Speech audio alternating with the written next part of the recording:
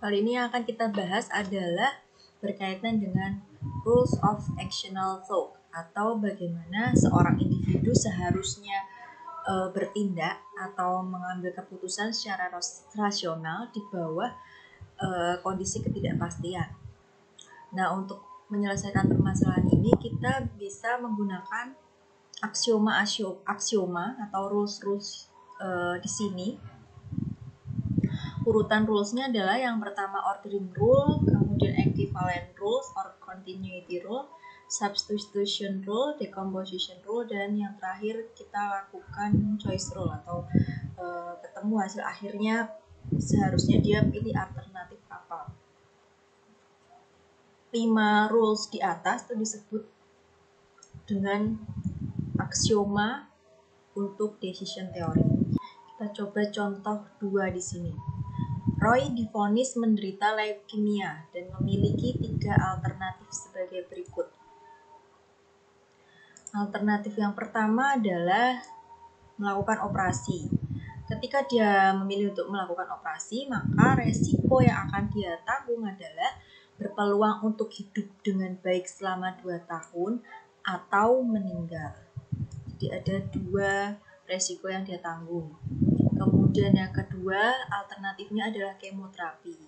Jika memilih kemoterapi, maka ada peluang atau risiko yang pertama, dia nausea selama 6 bulan dan kemudian dia akan hidup dengan lebih baik selama 1 tahun, atau nausea 6 bulan kemudian meninggal. Kemudian alternatif yang ketiga adalah bermain golf. Jika dia memilih alternatif bermain golf, maka risiko yang akan dia tanggung adalah akan hidup dengan rasa sakit tetapi menikmati permainan golf yang dia lakukan selama itu kemudian meninggal. Jadi kalau yang alternatif 1 ada 2 kemungkinan risikonya, alternatif 2 ada 2 kemungkinan juga untuk risikonya. Kalau alternatif 3 ini hanya terdiri dari 1 risiko yang harus dia tanggung. Kemudian di sini ada catatan bahwa 60% peluang operasi akan menghasilkan outcome yang baik. 60% peluang kemoterapi akan menghasilkan outcome yang baik. Jadi berdasarkan data historis menunjukkan bahwa 60% peluang operasi akan menghasilkan outcome yang baik. Kemoterapi juga berpeluang 60% untuk menghasilkan outcome yang baik. Jadi jika dia memilih operasi, maka 60%-nya dia berpeluang untuk outcome yang baiknya, kan berarti hidup baik selama 2 tahun.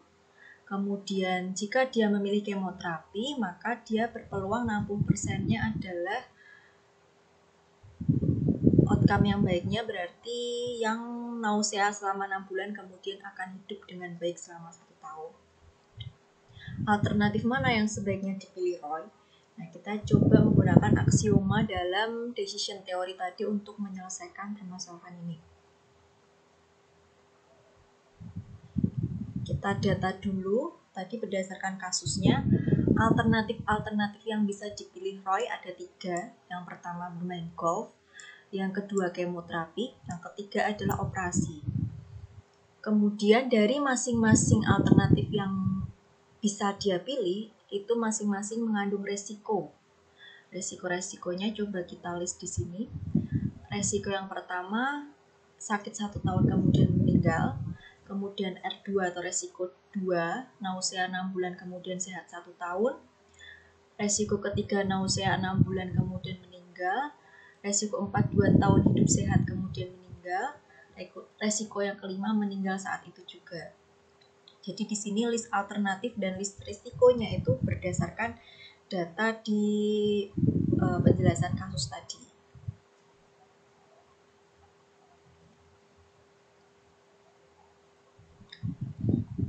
Nah, kemudian kita coba selesaikan dengan aksioma decision theory. Rule yang pertama adalah kita lakukan ordering rule. Ordering rule di sini kita urutkan outcome yang menurut kita paling baik, itu yang sebelah kiri, sampai yang paling jelek, yang sebelah kanan. Outcome di sini maksudnya adalah risiko yang mungkin bisa muncul apabila si decision maker memilih untuk mengambil keputusan tersebut. Tuh, jadi di sini yang kita urutkan adalah outcome-nya atau risiko-risiko yang mungkin muncul. Kita urutkan dari yang best sampai ke worst. Best itu berarti yang terbaik, worst itu yang risiko terjelek. Nah, untuk mengurutkan outcome ini tergantung dari perspektif atau preferensi dari si decision maker. Dan mungkin tiap individu punya pandangan yang berbeda-beda. Jadi ini tergantung si decision maker. Misalnya di sini si decision maker mengurutkan outcome-nya menurut pandangan dia seperti ini. Jadi menurut dia yang paling baik atau best outcome-nya adalah R4 atau R4 itu kalau kita dilihat di sini itu adalah yang best outcome, itu berarti 2 tahun hidup sehat kemudian meninggal. Jadi menurut si decision maker yang paling baik itu adalah 2 tahun hidup sehat kemudian meninggal. Kemudian menurut si decision maker worst outcome-nya adalah R5 atau berarti di sini meninggal saat itu juga. Tuh. Kemudian urutan yang tengah-tengah ini menunjukkan intermediate outcome. Ini adalah intermediate-nya. Ini juga tergantung dari perspektif si decision maker. Jadi sifatnya subjektif.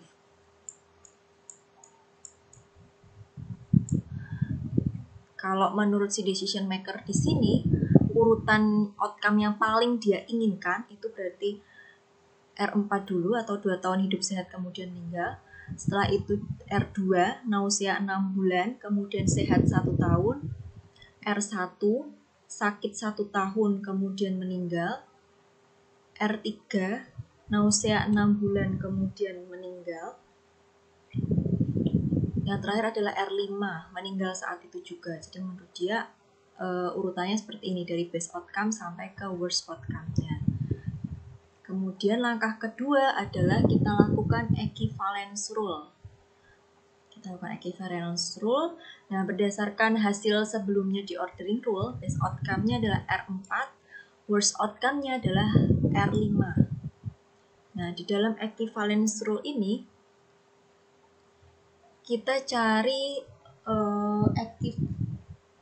equivalence atau nilai equivalensi antara intermediate outcome dengan best outcome dan worst outcome-nya.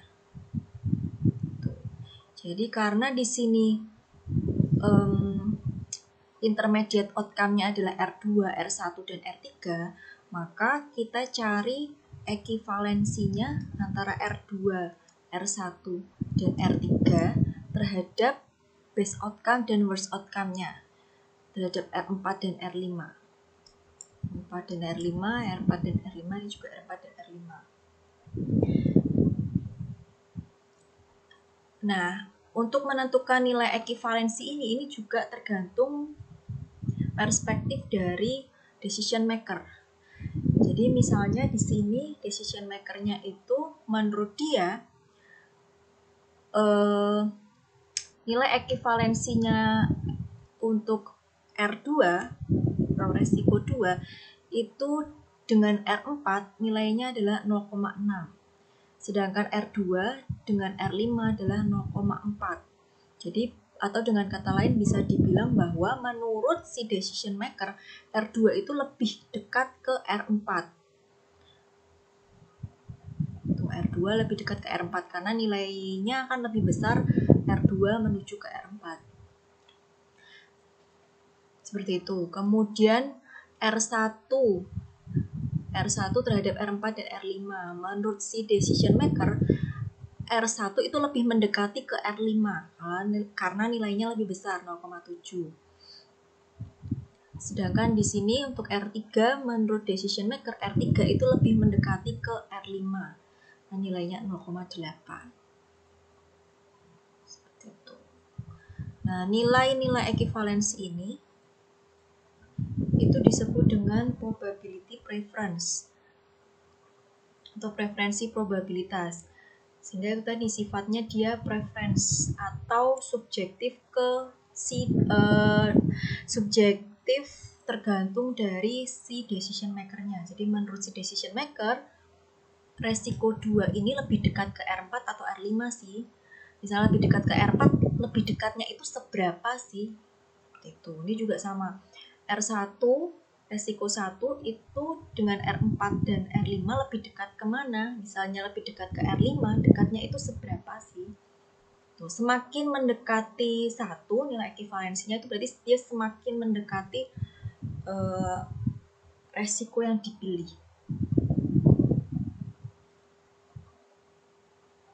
Jadi nanti sifatnya adalah subjektif tergantung dari decision maker. Langkah nomor 3 adalah substitution rule. Jadi berdasarkan soal atau kasus yang tadi, kita gambarkan dulu ke dalam possibility tree untuk masing-masing alternatif. Jadi tadi untuk yang alternatif pertama atau L1 tadi adalah bermain golf. Bermain golf itu resikonya adalah R1 atau resikonya tadi sakit 1 tahun kemudian meninggal. Jadi ini peluangnya 100% ya. Jadi nggak ada cabangnya kan di sini possibility tree-nya. Jadi di sini peluangnya 1. Kemudian alternatif L2 atau kemoterapi. Di kemoterapi itu jika si decision maker memilih kemoterapi, maka dia akan berpeluang sebesar 60% menanggung resiko R2. R2 itu tadi nausea 6 bulan kemudian sehat 1 tahun. Kemudian dia beresiko untuk menanggung resiko R3 atau berpeluang sebesar 0,4 untuk menanggung resiko R3 itu nausea 6 bulan kemudian meninggal. Sedangkan tadi di kasusnya kalau dia pilih operasi atau L3, maka dia akan berpeluang sebesar 0,6 untuk 2 tahun hidup sehat kemudian meninggal, R4, dan berpeluang sebesar 40% untuk meninggal saat itu juga, atau R5. Nah, nilai-nilai ini tadi nilainya 1 ya, berarti probabilitasnya, karena pasti hasil risikonya pasti seperti ini. Kemudian yang ini peluang-peluang yang ada di sini ini disebut dengan probability occurrence atau probabilitas kejadian. Nilainya ini didapatkan dari historical data misalnya. Jadi kalau di sini probabilitasnya sifatnya dia lebih objektif. Jadi bukan tergantung dengan decision maker. Beda dengan preference probability yang tadi. Yang tadi preference probability, kalau ini probability occurrence. Ini benar-benar sifatnya objektif based on data. Kalau preference probability itu tergantung dari preferensi si decision maker. Seperti itu. Nah, ini kita gambarkan dari hasil penjelasan di kasus seperti ini. Ini alternatifnya, kemudian peluang-peluang outcome-nya atau peluang-peluang risiko yang bisa saja terjadi. Kemudian setelah itu kita lakukan substitution rule dengan ketentuan tadi di tahapan kedua atau tahap sebelumnya tadi sudah diketahui equivalence rule-nya sudah kita dapatkan seperti ini. Jadi R1 itu equivalence terhadap R4 dan R5-nya seperti ini. Nilainya 0,3, 0,7. R3 equivalence terhadap R4 dan R5-nya seperti ini. 0,2, 0,8. R2 juga seperti ini. 0,6, 0,4. Tadi equivalence rule kita mengequivalensikan resiko-resiko atau outcome yang sifatnya intermediate outcome terhadap best outcome dan worst outcome.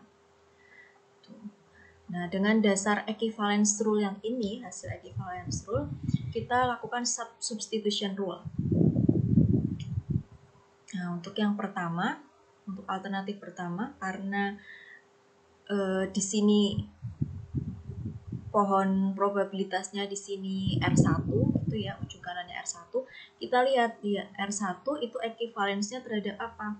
R1 ekivalensnya terhadap R4 dan R5 nilainya 0,3 0,7. Maka di sini R1-nya kita gantikan dengan R4 dan R5 dengan nilai 0,3 ya dan 0,7. Berikutnya L2. L2 gambar pohon probabilitasnya awalnya seperti ini. Kemudian kita substitusikan sesuai dengan hasil equivalence rule-nya di sini. Di sini ada R2 dan R3. Kita lihat dulu yang R2.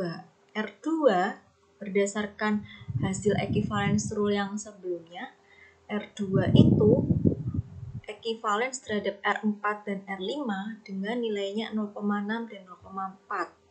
Maka di sini cabang R2-nya kita ganti dengan 0,6 R4 dan 0,4 R5. R3 ini juga intermediate outcome. Kita lihat di equivalence rule-nya, R3 itu equivalence terhadap R4 dan R5 0,2 dan 0,8. Maka kita ganti di sini R3-nya menjadi 0,2 0,8. Tuh, kemudian yang terakhir L3. L3 di sini outcome-nya R4 dan R5. R4 itu dia sudah best outcome-nya tadi, R5 juga worst outcome-nya tadi. Dan di equivalence rule-nya juga nggak ada kan, karena dia bukan intermediate outcome. Ini sudah best outcome dan worst outcome, jadi kita biarkan seperti ini saja.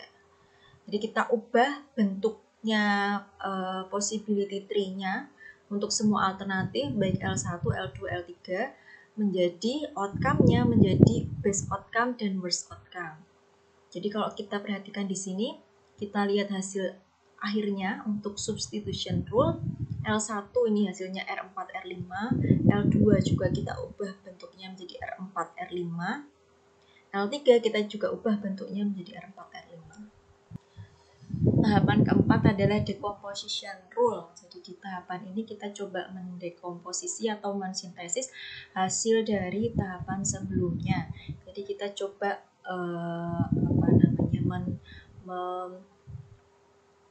mensintesiskan hasil tahapan sebelumnya kita bawa semua ke nilai 1 best outcome dan 1 worst outcome.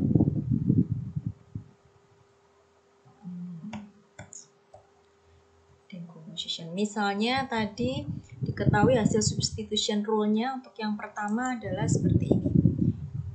Hasil substitution rule-nya untuk alternatif 1 seperti ini. Alternatif 1 dibawa ke 1 best outcome dan 1 worst outcome. Alternatif 1 0,3 mendekati best outcome. Best outcome-nya ini ya, best outcome-nya R4, ini worst outcome. Alternatif 1 0,3 mendekati best outcome, 0,7 mendekati worst outcome.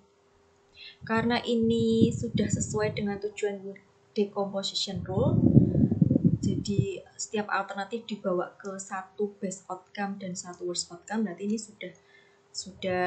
sudah dilakukan dekomposisi, hasilnya berarti sama ya.